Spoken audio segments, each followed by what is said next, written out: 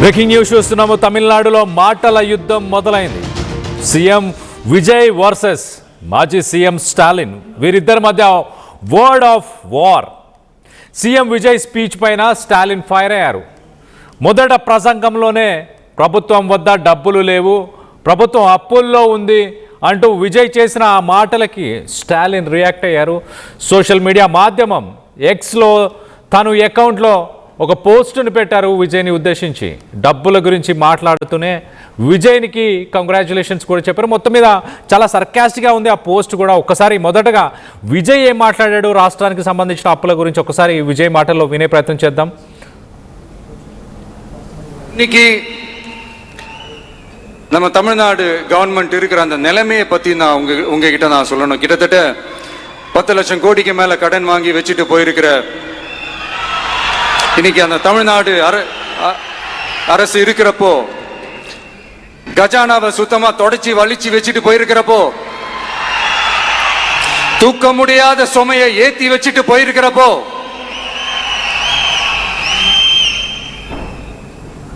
அப்படிப்பட்ட ஒரு நிலைமையில தான் இந்த பொறுப்பை நம்ம கையில் எடுத்திருக்கிறோம். உடனே நீங்க நினைக்கலாம், என்னடா இவர் ஏதோ பொறி வச்சு பேசுறாரா அப்படின்ட்டு. அப்படிலாம் எதுவுமே கிடையாது.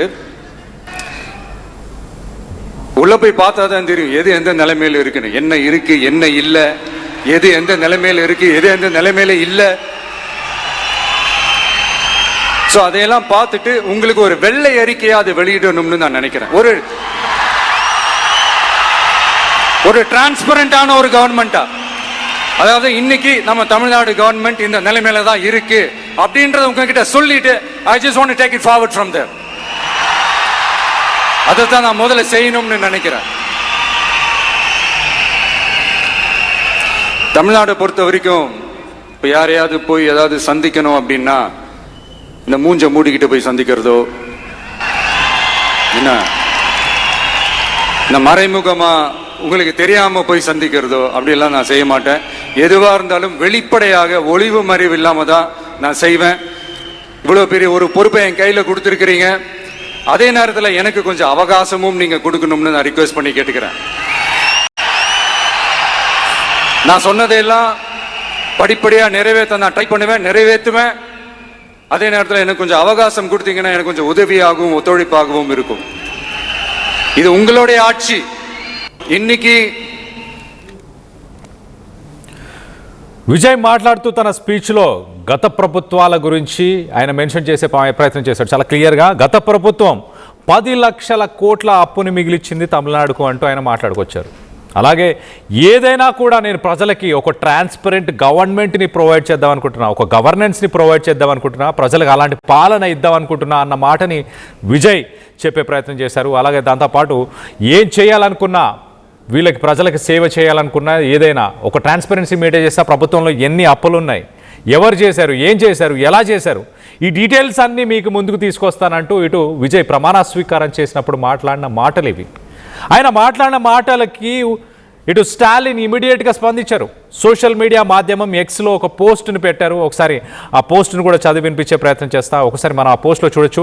స్టాలిన్ చాలా క్లియర్గా మెన్షన్ చేస్తున్నారు ఏమని. I extend my heartfelt congratulations to the Honorable Chief Minister of Tamil Nadu, Actor Vijay. So Tamil Nadu chief minister విజయ్కి నేను కంగ్రాచులేషన్స్, అలాగే కంగ్రాచులేషన్స్ని చెప్తున్నాను. హానరబుల్ చీఫ్ మినిస్టర్ అంటూ మొత్తానికైతే స్టాలిన్ మాజీ సీఎంని ఉద్దేశించి ఆయన చెప్తున్నారు. దాంతోపాటు ఏమంటున్నారంటే ఫస్ట్ పారాగ్రాఫ్లో చాలా క్లియర్గా, leaders of victorious TVK party upon assuming there responsibility. Okay, మీరు ప్రమాణ స్వీకారం చేసుకున్నందుకు కృతజ్ఞతలు, కంగ్రాచులేషన్స్ అంటున్నారు. అలాగే I also welcome the announcements you have signed immediately upon taking office. మీరు పదవిలో ప్రమాణ స్వీకారం చేసిన తర్వాత మొదటగా సంతకం పెట్టిన ఆ పాలసీలు, ఆ గవర్నమెంట్ స్కీమ్స్కి, అనౌన్స్మెంట్కి అన్నిటికీ కూడా ఖచ్చితంగా నేను వెల్కమ్ చేస్తున్నాను, స్వాగతిస్తున్నాను వాటన్నిటికీ అంటూ స్టాలిన్ అన్నారు. మరి థర్డ్ పారాగ్రాఫ్లో ఆయన చాలా క్లియర్గా, don't start saying right away that the government has no money, it does not have it, what's needed is the will to give it to the people and the ability to govern. So నువ్వు మొదటి రోజే ప్రమాణ స్వీకారం చేసిన వెంటనే ప్రభుత్వం దగ్గర డబ్బులు లేవంటూ ప్రజలకు చెప్తున్నావు, అది సరైంది కాదు. అసలు ప్రజలకి కావాల్సింది ఏంటంటే ప్రజల్ని పాలించే ఆ దమ్ము ఉండాలి. డబ్బుల గురించి మాట్లాడకు. అయినా గడిచిన 5 సంవత్సరాలు 4th పారాగ్రాఫ్లో చాలా క్లియర్గా for 5 years we implemented countless welfare schemes for the people. Despite grappling the numerous issues like COVID and floods and as well as the neglect from the Union BJP government. ఆయన 4th పారాగ్రాఫ్లో చాలా క్లియర్గా ఏమంటున్నారంటే 5 సంవత్సరాలు మేము తమిళనాడు ప్రజలని పాలించాము. ఈ 5 సంవత్సరాలలో Covid లాంటి ఇష్యూస్ వచ్చాయి, వరదలు వచ్చాయి. కేంద్ర ప్రభుత్వము తమిళనాడు ప్రజలని, తమిళనాడు ప్రభుత్వాన్ని పట్టించుకోలేదు. ఇన్ని ఇష్యూస్ ఉన్నా కూడా మేము ప్రజలకి సంక్షేమ పథకాలను, వెల్ఫేర్ స్కీమ్స్ని మేము ప్రొవైడ్ చేశామంటూ మాట్లాడుకొచ్చారు. మరోపక్కన 5th పారాగ్రాఫ్లో yourself mentioned in your very first speech the accusation that the previous government left behind a debt of 10 lakh crore rupees. నువ్వు నీ ఫస్ట్ స్పీచ్లోనే మాట్లాడుతూ చాలా క్లియర్గా గత ప్రభుత్వము దాదాపు 10 లక్షల కోట్ల అప్పుని మిగిలిచ్చింది, ప్రస్తుతానికి ఖజానా ఖాళీగా ఉంది అంటూ నువ్వు మాట్లాడుతున్నావు చూడు. అలాగే the debt level of Tamil Nadu is with in the permitted limits.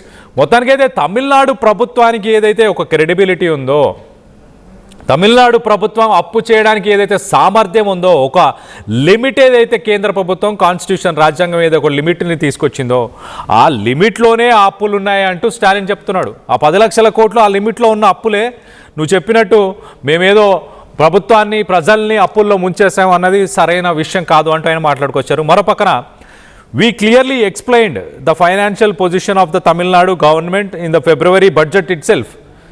2026 ఫిబ్రవరిలో జరిగిన బడ్జెట్ సెషన్స్లో మేము చాలా క్లియర్గా తమిళనాడు గవర్నమెంట్ ఆర్థిక పరిస్థితులు ఎలా ఉన్నాయని చాలా క్లుప్తంగా చెప్పాము. నీకు ఆ విషయం తెలియదా? It was only after that you gave various promises to the people. ఆ బడ్జెట్లో మేము మన దగ్గర ఎంత డబ్బు ఉంది, ఏం చేయగలుగుతామని ఆ బడ్జెట్లో చాలా క్లియర్గా మేము మెన్షన్ చేశాము. మరి నీకు ఆ విషయాలు తెలియకుండానే నువ్వు ప్రజలకి ప్రామిసెస్ చేసావా? ప్రజలకి పాలసీలు కానీ స్కీమ్స్ గురించి ప్రామిసెస్ చేసావా? ప్రభుత్వం దగ్గర ఎన్ని డబ్బులు ఉన్నాయో నీకు తెలియదా? అలాగే don't deceive the people who voted for you again and try to divert the issue. ఖజానా ఖాళీగా ఉందని నువ్వు చేసిన ప్రమాణాలు, నువ్వు చేసిన పాలసీస్ని పక్కన పెట్టే ప్రయత్నం చేయకు, ప్రజలని మోసం చేసే ప్రయత్నం చేయకు అంటూ విజయ్ని చాలా క్లియర్గా స్టాలిన్ క్వశ్చన్ చేస్తున్నారు. మరోపక్కన last paragraph, you who came to power saying I will only give promises that are practically feasible. నువ్వు ప్రభుత్వాన్ని ఫామ్ చేసే ముందు, ఎలక్షన్లు గెలిచే ముందు చాలా క్లియర్గా ప్రజలకు ఏం చెప్పావు? నేను ఖచ్చితంగా ఈ ప్రామిసెస్ని ఫుల్ఫిల్ చేస్తాను, అంటే ఈ స్కీమ్స్ని ఖచ్చితంగా ప్రజలకి ఇస్తాను అని, నేను ఇవ్వగలిగే స్కీమ్స్ని మాత్రమే నేను ప్రజలకి ఇప్పటిదాకా నా పార్టీ తరఫున మాట్లాడాను, ఖచ్చితంగా అవి నెరవేరుస్తాను అని నువ్వు చెప్పి పవర్లోకి వచ్చావు కదా ఇప్పుడు. సో ఇప్పుడు ప్రభుత్వంలోకి రాగానే వెంటనే డబ్బులు లేవన్న మాటలు మాట్లాడడం సరైనది కాదు.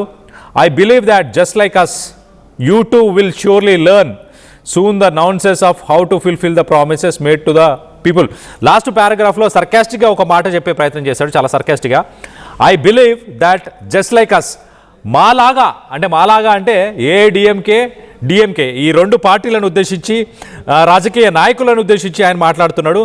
మాలాగా నువ్వు కూడా ప్రామిసెస్ని ఎలా ఫుల్ఫిల్ చేయాలో you will also learn soon the nuances. ప్రామిసెస్ని ఎలా ఫుల్ఫిల్ చేయాలో అది నువ్వు నేర్చుకుంటావు తొందరలోనే అంటూ, అంటే నువ్వు ఒక రాజకీయ నాయకుడుగానే మారిపోతావు రానున్న కొన్ని రోజుల్లోనే అంటూ చాలా సర్కాస్టిక్గా చెప్పాడు. దాంతోపాటు along with the people who voted for you, I too expect the same. నీకు ఓటేసిన ప్రజలు ఎలా అయితే నమ్మకంగా ఉన్నారో నువ్వు అవన్నీ నెరవేరుస్తావని నేను కూడా ఆశిస్తున్నాను అంటూ కూడా సర్కాస్టిక్గా మాట్లాడుతున్నారు. మరోపక్కన once again my best wishes for the growth journey of Tamil Nadu to continue under your rule. నీ ప్రభుత్వంలో, నీ పాలనలో తమిళనాడు ఇంకా గ్రో అవ్వాలి, ఆ గ్రోత్ జర్నీని నేను కూడా చూడాలనుకుంటున్నాను, బెస్ట్ విషెస్ అంటూ మొత్తం మీద స్టాలిన్ చురుకులు అంటించే ప్రయత్నం చేశాడు. విజయ్ మాట్లాడిన మాటలకి ధీటుగా సమాధానం ఇచ్చే ప్రయత్నం చేశాడు, చాలా క్లియర్గా చెప్పే ప్రయత్నం చేస్తున్నాడు. ఏమని? తమిళనాడు ప్రజలు నిన్ను నమ్మారు, నీకు ఓటు వేశారు, నువ్వు పథకాలన్నీ నేను ఇచ్చే పథకాల గురించే మాట్లాడతాను కానీ ఉత్తమ మాటలు చెప్పను అంటూ నువ్వు ప్రజలకి ఏదైతే ఒక నినాదాన్ని ముందుకు తీసుకెళ్ళి ప్రభుత్వాన్ని ఫామ్ చేసావో ప్రస్తుతానికి వాటిని నువ్వు నెరవేరుస్తావని నేను కూడా ఆశిస్తున్నాను.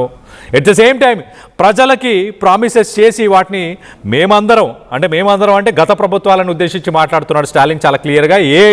డిఎంకే ఈ రెండు పార్టీలను ఉద్దేశించి ఏమంటున్నాడు, మేము ఎలా అయితే ప్రభుత్వం ప్రజలకి వాళ్ళ ప్రామిసెస్ని ఎలాగైతే తిరిగి ఇచ్చే ప్రయత్నం చేశామో నువ్వు అలానే చేస్తావు. You will also learn the nonsense, you will also learn అంటే నువ్వు నేర్చుకుంటావు ఎలా చేయాలనేది అంటూ చాలా సర్కాస్టిక్గా, అంటే రాజకీయం నీకు తెలియదు ఇంకా, నువ్వు ఇప్పుడే దిగేవు కదా అన్నట్టు ఒక చిన్న బిగినర్స్కి చెప్పినట్టు స్టాలిన్ మాట్లాడుతున్నాడు సర్కాస్టిక్గా. సో ఓవరాల్గా విజయ్ మాత్రం చాలా అగ్రెసివ్గా తను స్పీచ్లో తమిళనాడు ప్రభుత్వం దగ్గర ప్రస్తుతానికి 10 లక్షల కోట్ల అప్పు ఉంది.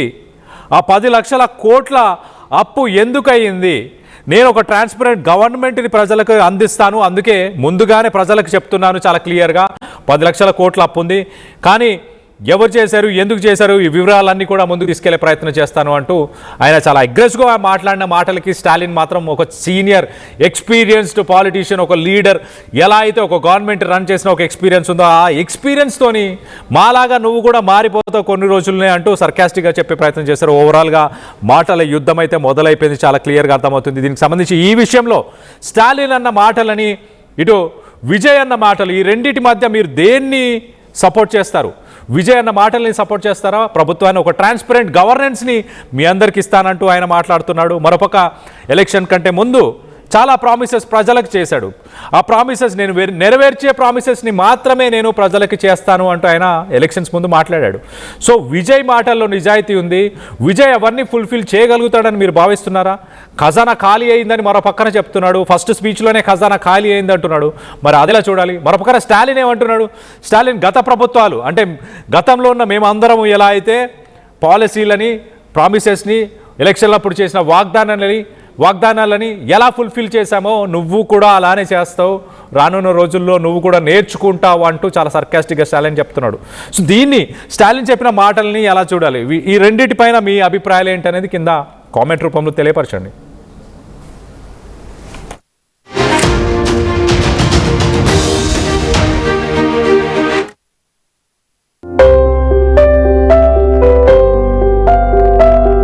చిన్న చిన్న ఆనందాలు 35 ఏళ్లుగా నా జీవితంలో లేవు. 35 ఏళ్లుగా నేను డైపర్లలో బ్రతికాను. 6 సెంటీమీటర్ల ఫిస్టులా నా మూత్రాశయంలో లీకు కారణమైంది. ఎవరూ నాకు సహాయం చేయలేకపోయారు. ఏఐఎన్యూలో వైద్యులను కలిసే వరకు అక్కడ వారు రోబోటిక్ శస్త్రచికిత్సతో నాకు పరిష్కారం ఇచ్చారు. వారు నా ఆత్మవిశ్వాసాన్ని కూడా తిరిగిచ్చారు. Precision Care makes it possible. The Center for Robotic Surgery at AINU. Hyderabad కు విచ్చేస్తున్న ప్రియతమ ప్రధానమంత్రి శ్రీ నరేంద్ర మోదీ గారికి సుస్వాగతం. బీజేపీ బహిరంగ సభ మే 10 ఆదివారం సాయంత్రం 4 గంటలకు సికింద్రాబాద్ పరేడ్ గ్రౌండ్స్ లో లక్షలాదిగా ప్రధాని సభకు వెళదాం. వికసిత్ భారత్ లో భాగస్వామ్యమవుదాం.